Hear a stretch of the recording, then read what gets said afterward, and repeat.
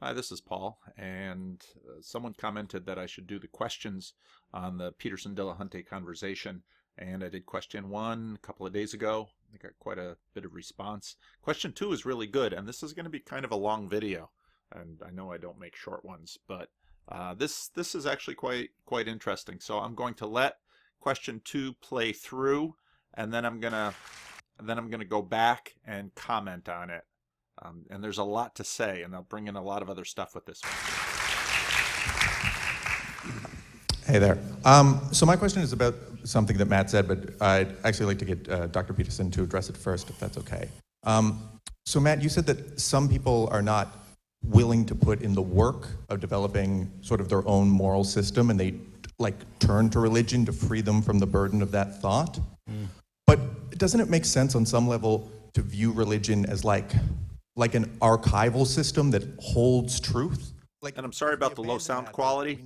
It's just in the video. Just in a place where everyone is forced to invent their own morality for themselves throughout their life, and then like a baby born has to try to achieve that again? Like that seems like, from an operative level, just an impossible system to set up that would ever get you anywhere. So I'm just wondering how you would resolve that conflict. That was Nietzsche's critique, essentially. Well, I'm not trying to set up the system. I think the system's already set up. So my goal is not to rid the world of religion. That's just a fortunate side effect from my goals. My goal is to have the best understanding of reality that I can, and for other people to do so as well. Now, when I talk about religion, there are things within religious histories, within religious teachings that are passed down, which are true and good and useful. And there's no reason to think that any of those things would go away if we stopped believing in a God, because they are true and good and useful whether there is a God or not. If the thing that we're worried about is, and I've asked people before, and I apologize if anybody's bothered by this, but there are people who are like, oh, if you don't believe in a God, what keeps you from running around raping and killing people? And I was like, so if you became convinced today that your belief in God was unfounded and you were forced by reason to give it up, would you run around and start doing that? And there are people who will say yes, and I hopefully, optimistically don't believe them, but we know that there are people who do that. But the truth about what is good and useful is true whether a particular religion survives or not. And we don't lose that because children aren't born with an understanding of morality. They learn that. They are educated by their parents. They are taught. They explore the world. Everybody does, in fact, go through the effort of creating and understanding their own morality. It's just that we adopt things from figures around us who show evidence that they are smarter and understand this better as a shorthand. We ride on the shoulders of giants. The curious question is, and I ask this for people ostensibly who are Christian, who believe in both a God and a devil, is how did you decide that God was the good one and the devil was the evil one? Because the model is that, well, God wrote his moral code on your heart, and that's how you tell. But if that's the case, then whether or not, if the devil had written his moral code on your heart, you would be saying he was the good one. The truth is, you are using your internal, personal, subjective assessments to determine that God is the good one, or this religion is the right one, or the First Baptist Church got it right, or the Second Baptist Church got it right, or this is the preacher we should hire. This is what we do. And I don't see much value in worrying about, oh, is it all going to go away, when it's clear it doesn't, because secular individuals are no more immoral or criminal-minded than anybody else. In fact, there may be some cases to show that we're less. But in this society, they are no more criminally minded. Like, we have a religious foundation, right? Like, I wouldn't go around like raping and pillaging if I abandoned God, but there were societies that did when they didn't have that structure. So how do you resolve that? I'm not saying that religious authorities haven't been useful. It's just that what I hear from some people is that we should keep this because of that particular usefulness, because they fear what will happen otherwise, because what they've seen in the past. And I don't buy that, because that boils down to saying, I may not need religion, but you people do. And that is far too arrogant for me to ever adopt as a position. We're not done.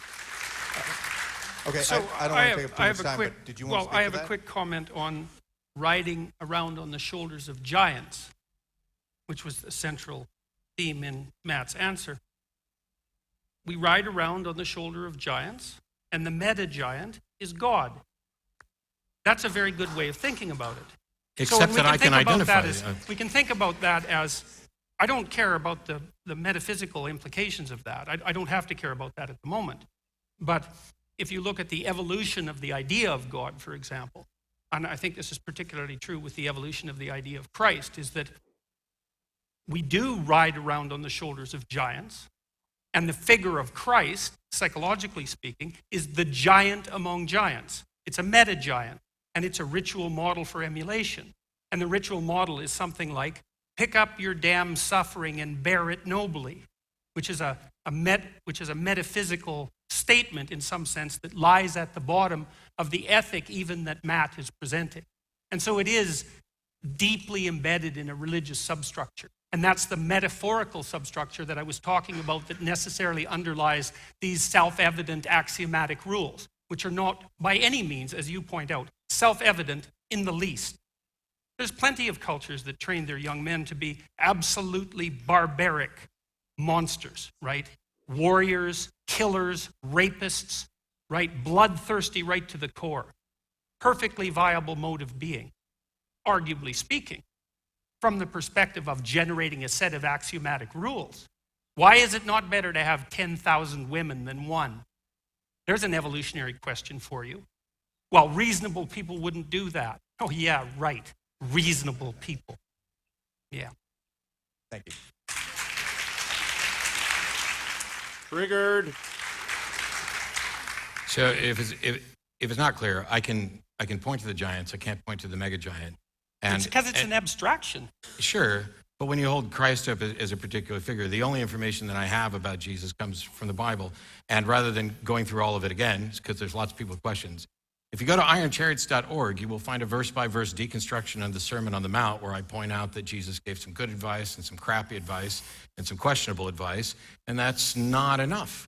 And there's not a secular humanist organization or country on the planet that has ever produced as a good thing, an intentional good thing, rapists and murderers. So, Well, that's highly debatable. That's highly debatable. actually, one it's of the things absolutely true because there's never been a secular humanist government on the planet. I don't know. I think the Soviets were pretty secular. No, humanists. Then, I know with all due apologies, you do not know the first thing about what secular humanism is. You should read the Secular Humanist Manifestos, because what happened in Russia and communist countries was an institution of a religious-like structure centered around an individual and forced atheism, none of which is consistent with humanism. None of it. And we can talk about this later, and I'll be happy to point you to this, because you can say that it was an atheist thing that went awry, but you can't call it secular humanism. It's just not there. There's no humanism in what was done there. But That was interesting. That was really interesting. So we got to go back and we got to talk about this. We got to talk about this as we go. Let's see if I hit it. Question is about something that Matt. Okay. So let's slow it down now and go back and chop it up. Thank you.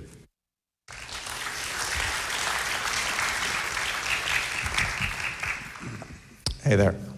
So my question is about something that Matt said, but I'd actually like to get Dr. Peterson to address it first, if that's okay. So Matt, you said that some people are not willing to put in the work of developing sort of their own moral system, and they like turn to religion to free them from the burden of that thought. But doesn't it make sense on some level to view religion as like an archival system that holds truth?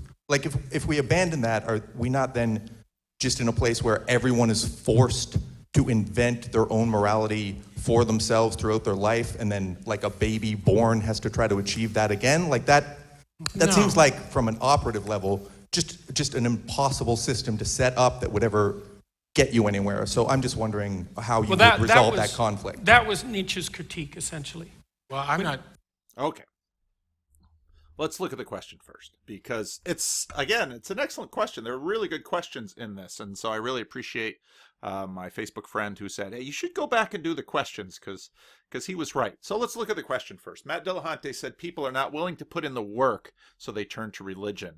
And I don't want to presume I don't want to presume condescension in that, because later, of course, Dillahunty will say that he doesn't mean any condescension, so let's take him at his word. We don't want to presume condescension in that, but we'll just say that, as a matter of fact, people don't want to put in the work, so they default to religion. And I think there's a lot of truth to that.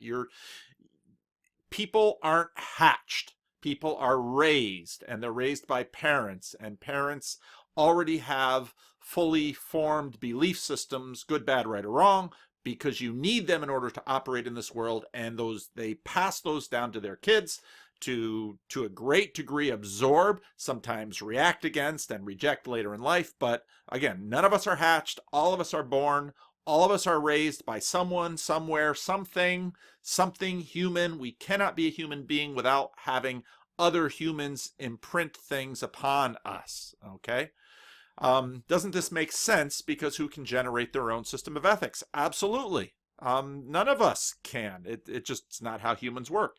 Isn't religion an archival system that holds truth? Now, if you go back to Jordan Peterson, Brett Weinstein, talking about religious things in the Joe Rogan podcast, when you hear about Brett Weinstein talking about poetic truth or metaphoric truth of porcupines throwing their quills. Religion, Brett Weinstein says in that quote, religion is this great archive of stored truth. Now, Brett Weinstein says that truth is obsolete, or at least a good bit of it is obsolete, and we need to sort through it now and take out the good and the bad. And again, in a few minutes, Matt Dillahunty will say something similar to that. So, isn't it an impossible system? It's an impossible expectation that people will be able to basically self-construct.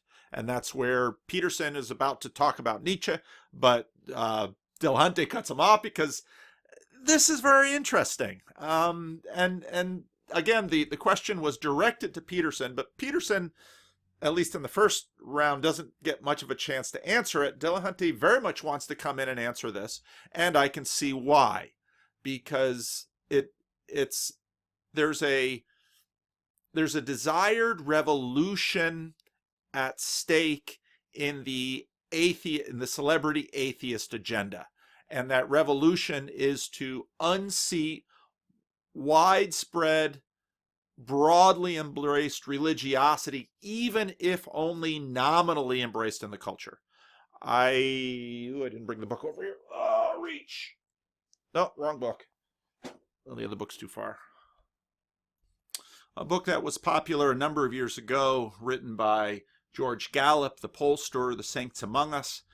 And he basically said that there are certain super saints, as he called them, who actually are responsible for a lot of the charitable giving, a lot of the religious work.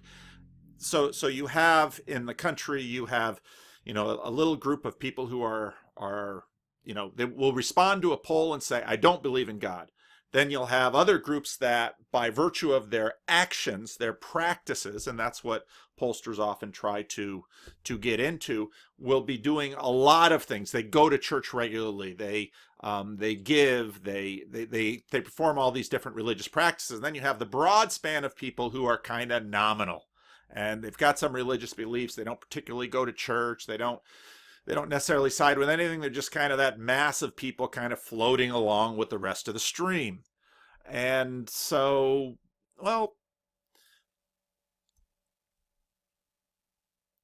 basically where this goes, so in listening to this question and these answers, and I've been through this about 4 or 5 times now, so Dillahunty is going to give an answer, and it's going to be all over the map.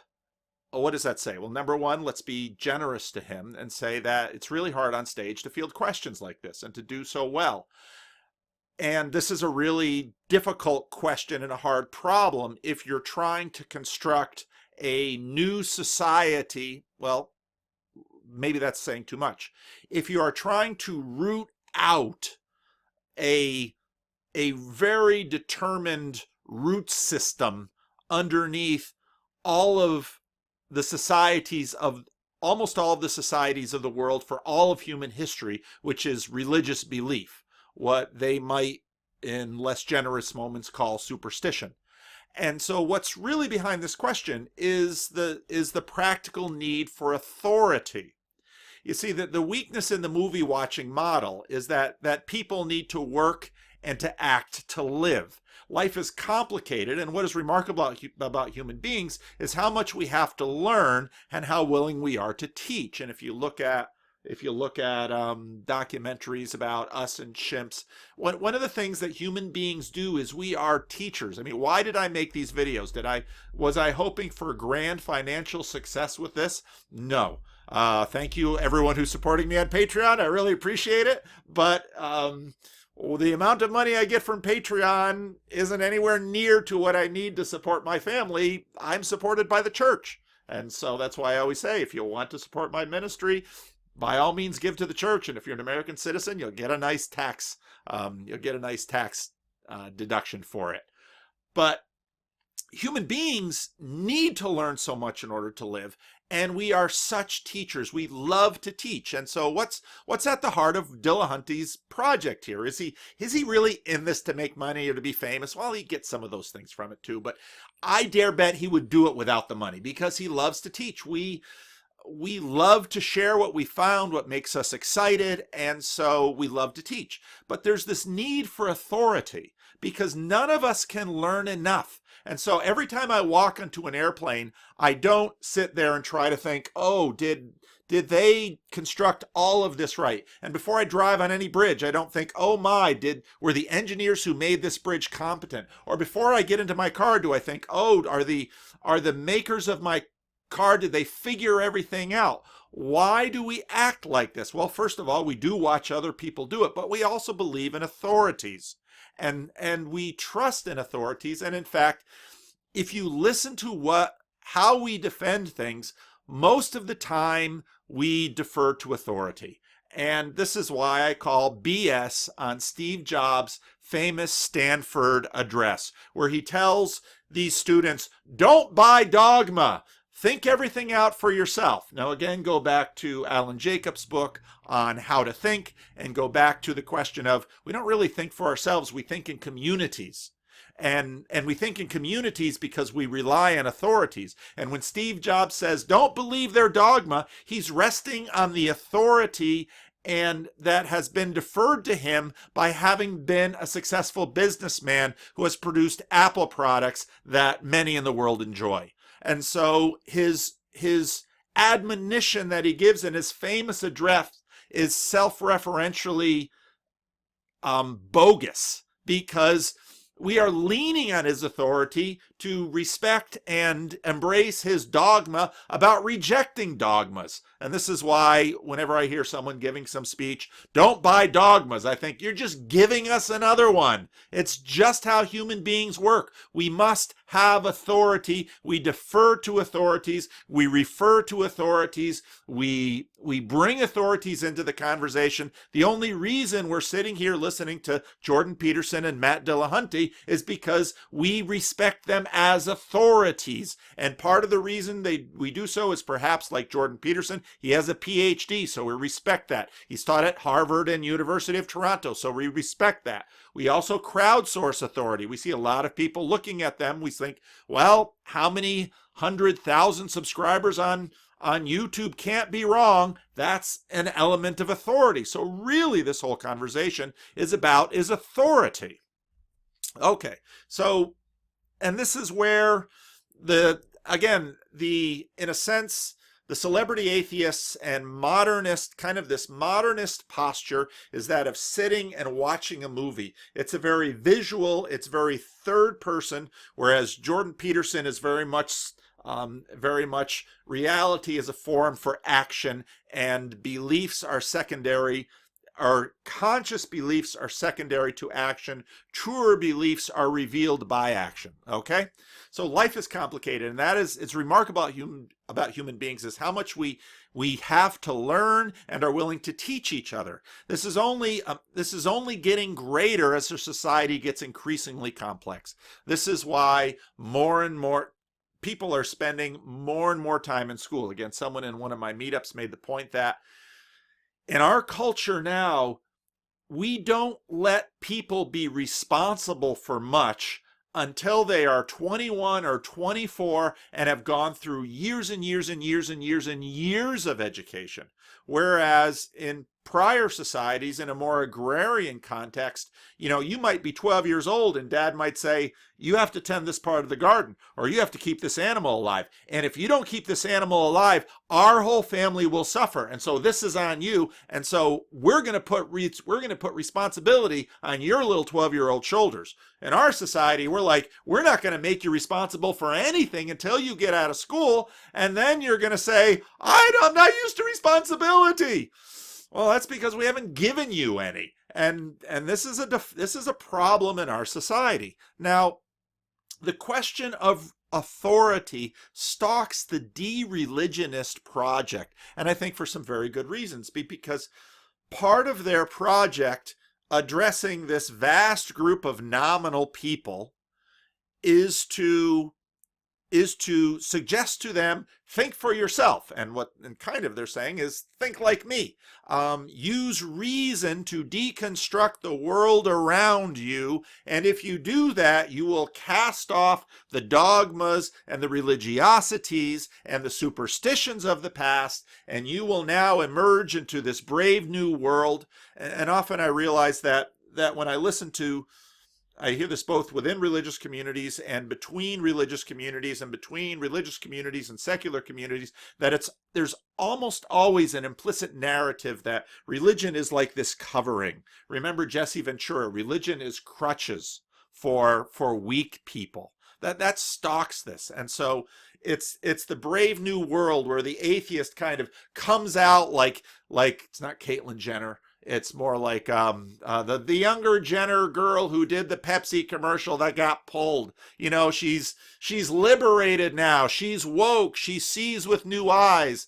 I now see the world clearly, that my religiosity and the chains given to me by my parents or my culture have been shed, and I now determine for myself. Well, yeah, not really. You're now with this whole other group of people who are determining for yourselves, and just go into any high school and look at all of those individuals who are all being authentic and unique and creative, and they're all doing exactly the same thing, wearing the same clothes, making the same sounds, buying into the same religious packages. There is no outside or inside. There are only multiple insides. So the question of authority stalks this, just like it does with Steve Jobs and his Stanford dogma. So, okay, let's get into Dillahunty's initial answer. I'm not trying to set up the system. I think the system's already set up. So my goal is not to rid the world of religion. That's just a fortunate side effect from my goals. My goal is to have the best understanding of reality that I can, and for other people to do so as well. Okay. This is fascinating. I'm not trying to set up the system. I think the system is already set up. I'm not quite sure what he means by that. I think what he means by that is we already know what's right and wrong. And I think, listen to Sam Harris says very similar things. We already know what's right and wrong. Now this, of course, if you go back in some of the other videos about this conversation, this is where Peterson jumps on him and says, yeah, because you've just simply embraced all of the fruits of the Christian conversation up until this point, and you tweak a few things around the edges, and you say, ta-da, this is reason. And Peterson says, you're not owning your axioms, all right? So I'm not trying to set up the system. I think the system is already set up. Okay, what do you mean by that? I think that's, okay, the main point. There's going to be another main point later on, which I think is actually more disclosing, because I think what Dillahunty is doing here, in all fairness, is similar to what I'm doing here. We're thinking out loud, and so this is different from writing, hopefully, where we have a little bit of distance between us and the product. We're thinking out loud and we're processing. Let's be fair. My goal is not to rid the world of religion.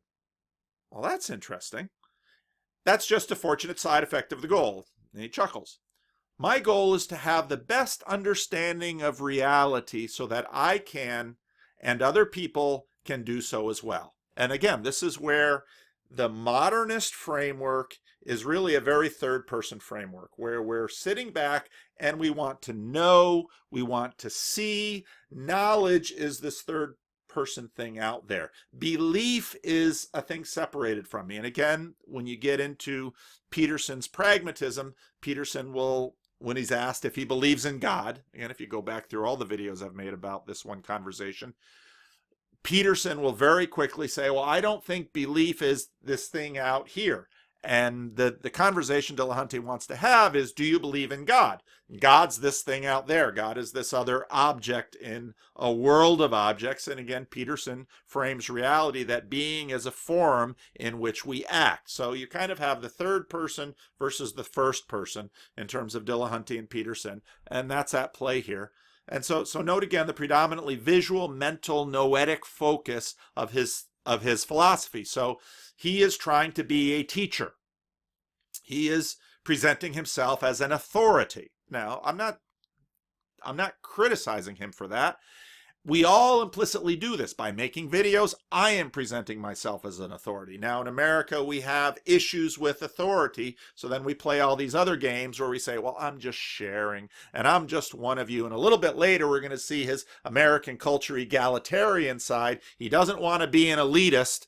You know, I'm just one human sharing with another human, and I'm making these videos and I'm debating these Christians, and I'm trying to root out this religious superstition from the system, but for the most part, the system is good. Now here we will see some commonalities between Peterson and, again, some of these modernists. They are, in many ways, all liberals, okay? And I mean classically liberal. They, not liberal versus conservative in terms of political food fights, but within this long liberal system of the Enlightenment. Both Dillahunty and Peterson are products of the Enlightenment. Peterson is giving a different kind of critique. Dillahunty isn't really giving any kind of critique, because the Enlightenment was the time that we began to shed off these religious artifacts and step into this brave new world, this bold sunlight of reason and what we can know, how we see things clearly, etc., etc. Okay. Now, back to Dillahunty. Now, when I talk about religion, there are things within religious histories, within religious teachings that are passed down, which are true and good and useful. And there's no reason to think that any of those things would go away if we stopped believing in a God, because they are true and good and useful whether there is a God or not. If the thing that we're worried about is, and I've asked people before, and I apologize if anybody is bothered by this, but there are people who are like, oh, if you don't believe in a God, what keeps you from running around raping and killing people? And I was like, so if you became convinced today that your belief in God was unfounded and you were forced by reason to give it up, would you run around and start doing that? And there are people who will say yes, and I hopefully, optimistically don't believe them, but we know that there are people who do that. But okay. Another really interesting point, and again, a very common one. There are things that are good and true and useful, and there's no reason to think that those things will go away if we stop believing in God. They are true and good and useful whether or not there is a God. Now, this is a really interesting point, partly because of their whole project, because part of what gives the momentum to the celebrity atheists and from their community is, I don't think it's implied, it's stated that well, it's stated by the new atheists that God is not good. Religion is a mind virus. Religion is a big problem in the world. And if we would only get rid of religion, then the world would be better. And again, go back to Unbelievable. Richard Dawkins on Unbelievable. He's talking with an evangelical Christian and a Jewish rabbi. And Dawkins says to these guys, well, you're the reasonable kind of Christians. I'm really only trying to fight against those Christians who are in Kansas trying to not teach evolution. So now we're back into the question of, can we believe whatever we want in the light of the celebrity atheists? And the celebrity atheist mission seems to be, people would be better if they just give up these religious ideas. And what do you mean by these religious ideas? Clearly, they don't mean the fruit of religious ideas up until this point, as it has arrived on the scene in terms of a common American ethical system. To the degree that that's ethnic, that's a real debatable thing right now. But this, in other words, the package they're fine with. And, and here's what's really interesting, because then he goes on to say, even if I decide, okay, I don't believe in God anymore, you're probably going to be fine. You're going to be just like you were before. So again, there's real contradictions in here in terms of, well, how important is this project about rooting out my religiosity?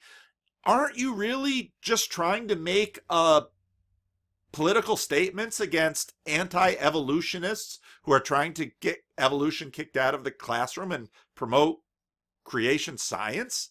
I mean, is that your big fight? And if that's your big fight, then, why bother the Catholics and Protestants and many, many Christians out there who are fine with evolution? Why engage in this particular subset of the culture battle that is always wanting to talk about evolution?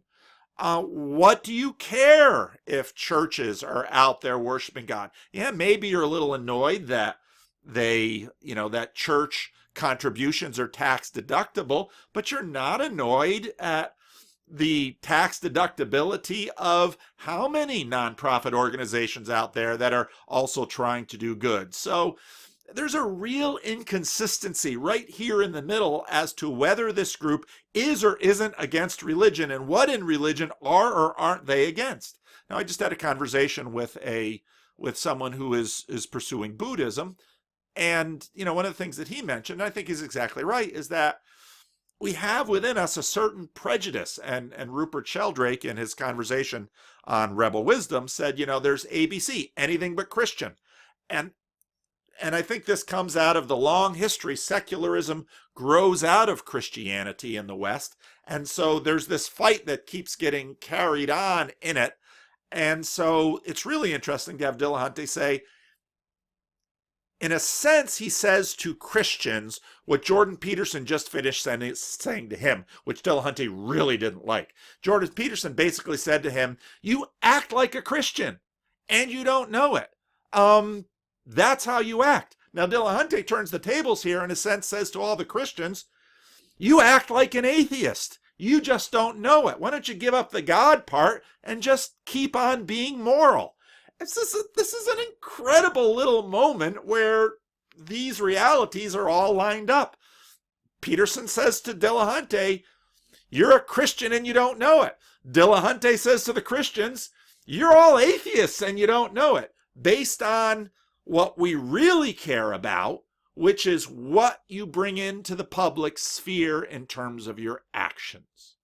And so this is a really interesting layer of this conversation that I see often, that Dillahunty just kind of serves right up and says to me as a Christian, you can give up God, you'll be good, I know you will. Well, why will you be good? Now the questioner's gonna get into this in a moment. But here's the question. There are things that are good and useful, and there's no reason to think that those things will go away if we stop believing in a God. They are good and true and useful whether there's a God or not. Okay, who's going to sort this out? Now we're getting back into the authority question. Who will be the authority that societies defer to? Now, another thing that you'll hear, even in this own conversation, you'll get to a point where atheists will start complaining about pastors preaching in churches. And they'll complain that pastors are, let's say the atheist is a Democrat, someone like Sam Harris. You pastors are teaching republicanism in your churches. So we need the Johnson Amendment. Now, anybody who knows me knows that, in fact, I've had people leave my church because I don't preach republicanism. I don't preach the Democratic Party either. I will use politics in my illustrations all the time, but I always want to separate Christianity from the two political parties in the United States, because I think we're having a culture where many believe that that Christianity is the Republican Party at prayer, and others believe that Christianity is the Democratic Party at prayer. And I don't believe either of them. I think Christianity is something that affords us the ability to critique both political sides in some asymmetric ways. But who will be the authority that society defers to? The vision of the celebrity atheists, as far as I can discern it, is that they really want to say each of us will be an authority upon ourselves, and if each of us uses reason, we will all know the truth. Okay. I've got some real pessimism about your project based on what I see as normative in human behavior, which is that even embedded into this entire conversation we're having with, let's say you're a follower of Matt Dillahunty. You believe him to be an authority. Why do you believe so? It is not a power structure. Nobody is forcing you to watch Dillahunty videos. It is a competency structure. You like watching Dillahunty. You like watching Jordan Peterson. You like listening to Sam Harris. You like listening to, well, if you're a Christian, you like listening to Pope Francis, or maybe you hate him, or maybe you don't like him like Russ Du Thought. This authority business is one of the deep conversations we're having right now in American society, and it goes way back into the founding fathers of the American society, because in a sense, from Thomas Jefferson on, there's this idea that together we're smarter than we are alone, and I think there's certainly a lot of good evidence for that. And so the mass of people together will figure things out and will work this out together, and that may be true, but there are times when the mass of people do bad things. And we know that to be true too. So this is all in this crisis of authority that if you go back through my other videos, you'll see I deal with quite a bit. Now, this idea that when individual Christians say, and I've said similar things in the past, if I were to not believe in God, some of my actions would change. And I think a lot of people would see those actions as being less ethical than I am now. Now some of this is really hard to talk about, and it's because I don't think any of us are consistent with this kind of stuff. Often there's a sense of the threat of divine accountability, that if I no longer feared God, if I no longer tried to fulfill the law out of gratitude as a good Calvinist, or if I was less of a Calvinist, if I started violating the law and was afraid of divine retribution, well, this is something that religious people feel. And secular people feel it. Very often I'll have secularish people feel it. I'll have people come into my church and they don't go to church, and they'll start talking to me, and they'll start dropping F-bombs and S-bombs, and then they realize they're in a church and they'll say, oh, well, they have a sense of sacred space more than even a lot of Protestants I know. So what's going on here? Well, this anti-religious people also have mixed feelings about that. And there's this really interesting question about if you're stuck someplace and you fly into a foreign country that you don't know, and you're getting a cabbie, and you don't know the language well, and you don't know the culture, and you don't know there's tipping, and if you don't know, what signs do you look at for safety? And the question is, if you see a cabbie with, a fish or a Bible or a cross or something like that, then, you say, well, I'll at least start with him rather than the atheist cabbie. And a lot of people feel that. Now, Now, there's limits to that conversation because, quite frankly, there's these little Christian business directories and people put up the little fish and stuff. And my experience is that actually I often avoid people who wear their religiosity too much on their lapel, because sometimes I hear that, I see that, and I think, well, maybe you're trying to snow me. Maybe I'll go with the person who isn't saying anything about their religiosity. And that gets into a lot of subsets in religious communities too, because I know a lot of Christians that will get that little Christian religious business directory and always look for the little fish and so on and so forth. I'm kind of on the other end of that. But, so this whole thing is very complicated. But, okay, so if I were to become religious or irreligious tomorrow, how would that change me?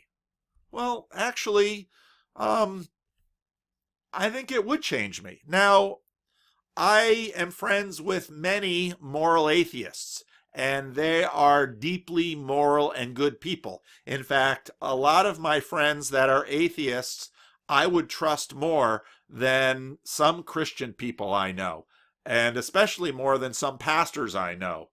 This is why I was not offended when Jordan Peterson talks about lying pastors, because I've got my own list. I'm not going to give it to you, but there are some pastors that I would not trust with anything. And there are some atheists that I would trust my life with. And that's just reality. That's just people. And so in that sense, Dillahunty's right that, there's a lot going on here. At the same time, we're wondering about time and systems here. How do time and atheist versus religious systems compare?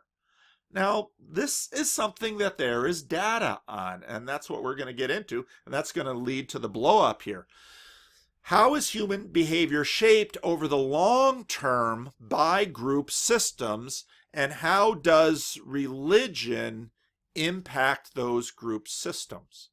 Now, as a pastor, I can tell you that we are formed. And if you go to church every week, this is why part of the reason why parents who never come to church send their kids to vacation Bible school and to Sunday school, or at least they used to. That's on the down. That's waning now as the popular moral conception of Christianity changes. I've spoken about that in other videos. But, at the same time, people are formed and constructed. There's this phrase, give me a child until he's 7 and I will show you the man. Sometimes that saying is attributed to Aristotle. Sometimes that saying is attributed to Ignatius of Loyola, the leader of a Roman Catholic monastic order. Sometimes to Hitler, sometimes to Stalin. There's a lot of truth to it. People are formed, and we're formed very early, and we're formed very young. And this gets into public education. My wife is a public school teacher, and I often remark, they have all these systems of trying to improve scores, blah, blah, blah, blah, blah. This has been around for a long time. If you want to construct a school with high-performing students, even if you could construct a very reliable IQ test to give to prenatal infants or toddlers, the easiest way to construct a high-performing school is to choose the parents. If schools were fantasy football teams, choose the parents and you will choose the students. And there's genetic reasons for that. There are sociological reasons for that. If parents, again, it's not a perfect science, but if parents have their life in order, they're going to instill that order in their children. And once the kids get to school at 5 or 6 or 7 or 8, a lot has been built in. And any school teacher will tell you, if a child, and this happens fairly commonly, if the marriage of the parents are falling apart while the child is in school, that drives a truck through that child's emotional world, and it will impact them. And we know this deeply, and this is something that's very serious. So, well, what happens in those communities where divorce rates are quite a bit lower? Well, why are their divorce rates lower? There's a lot of pieces to that. Some is economic, a lot of it's moral, and sometimes it's religious. And that's where you get into studies like this, and you begin to look at, well, how does religious devotion shape communities. And it does shape communities. We know this. I can attest to this. So then you have the question of authority again. What forms the formers? Is this really a communal, this is really a communal, multi-generational experiment.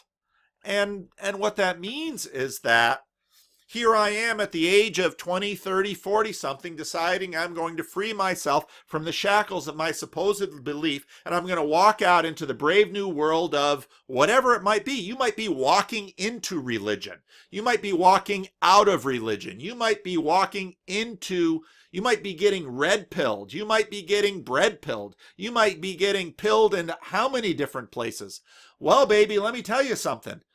This process of changing yourself is a very different thing when you're 40 or 25 than when you were 2.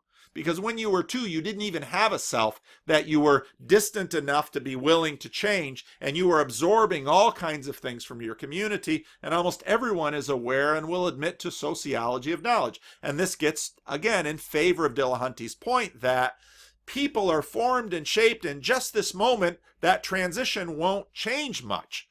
But what will that transition change over generations? I suspect sometime in the middle of the 19th century, my Jewish great-great-grandfather had a break with his Jewish community.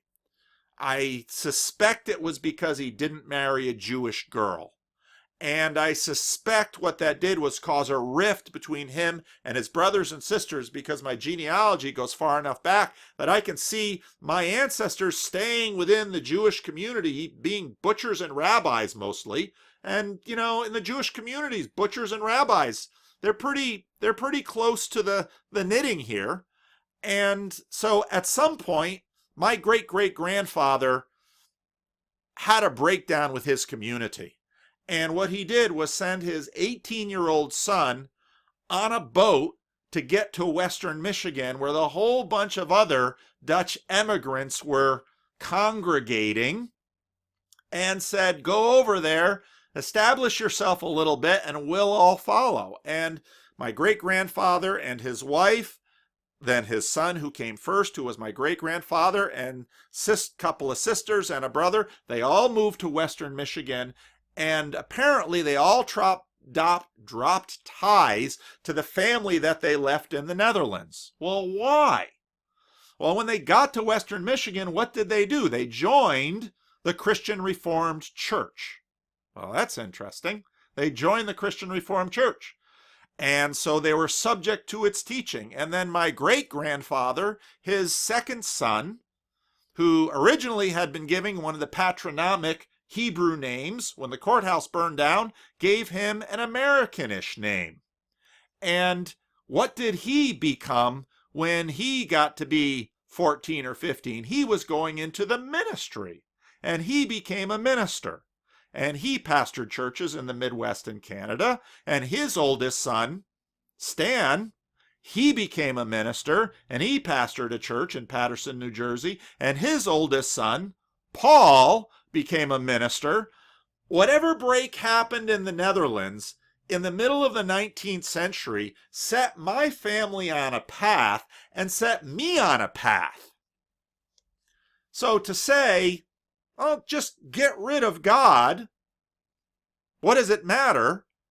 Yeah, kind of, sort of, for you who have already formed, but there's going to be a cumulative generational impact that is not only going to be about you, but going to be about everyone that you touch. And now we kind of get into this butterfly effect thing, where in a sense, because of whatever Hartog decided way back in the Netherlands, he broke ranks with the rest of the family, which caused them to emigrate, which quite frankly saved their lives, because by the 1940s, all of the relatives that he left behind in the Netherlands, you know what happened to them?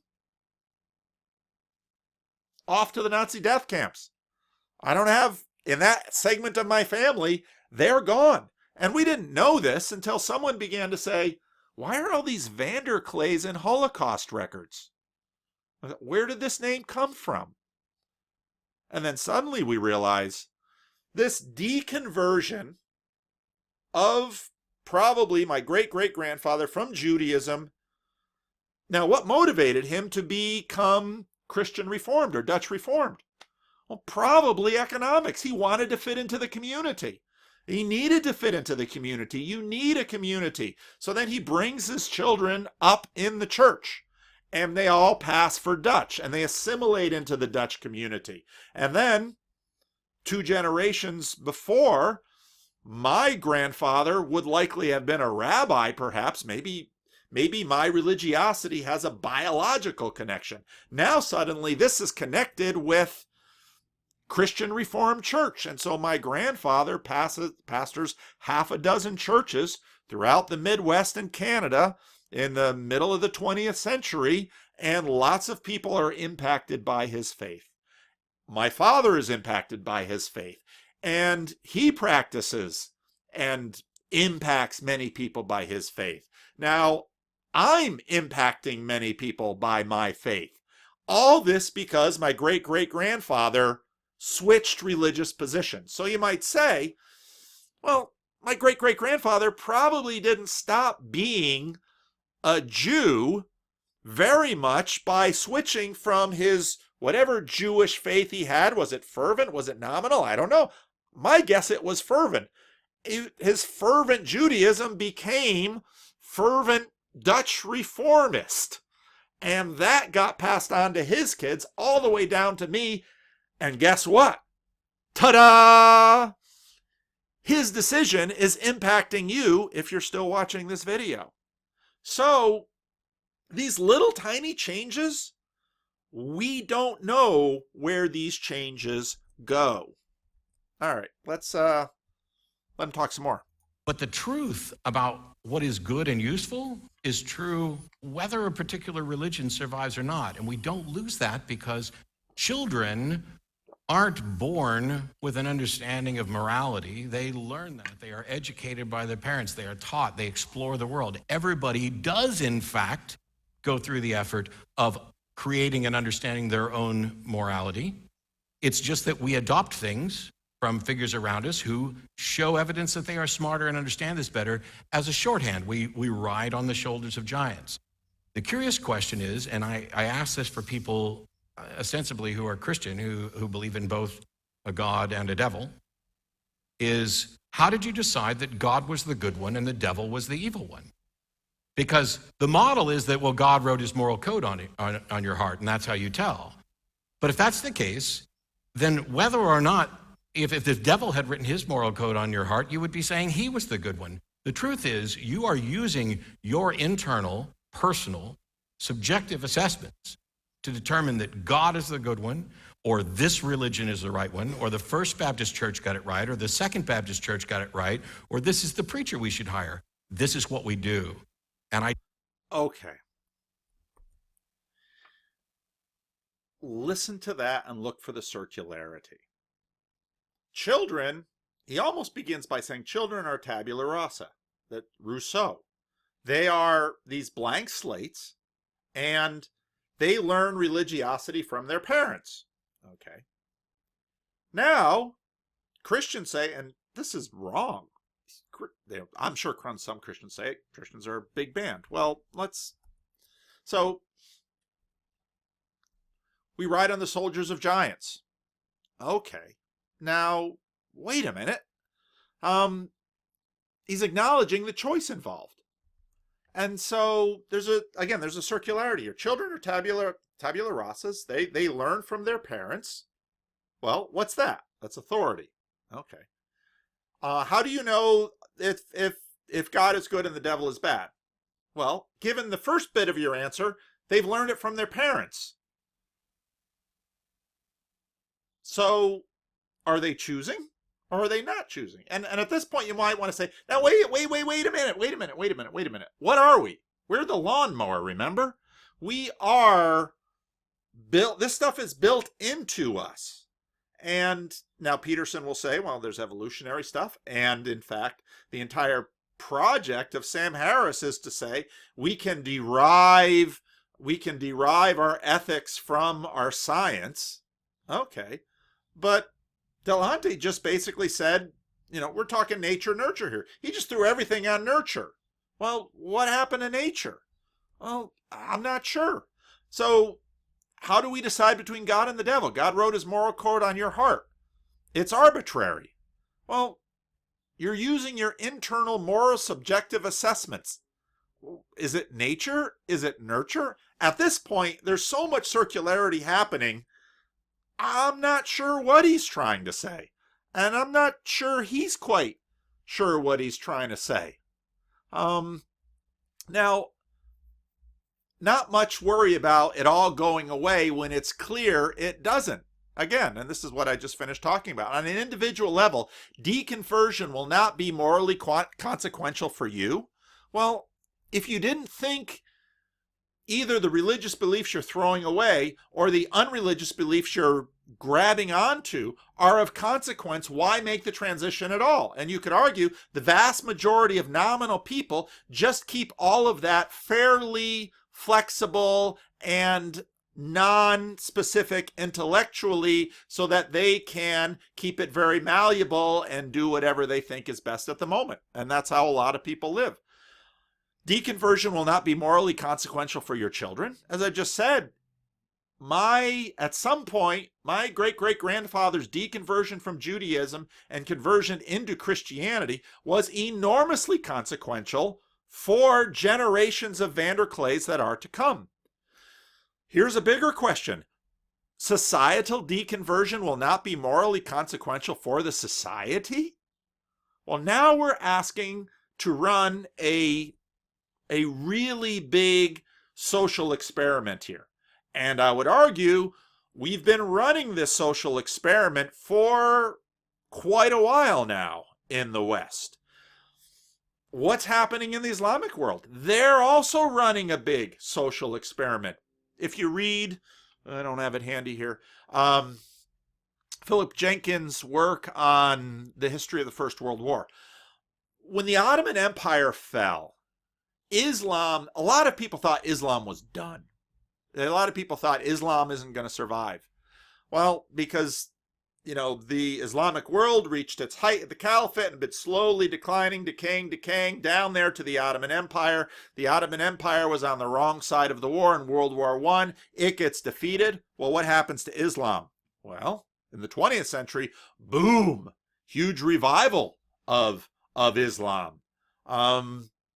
And so these individual conversions on mass scales have significant impacts in the world. In fact, this entire view of the world that assumes religion to be a minor aspect of life, and again, it's hard to know which way Dillahunty wants to have it here, because why be a celebrity atheist if it's no big deal?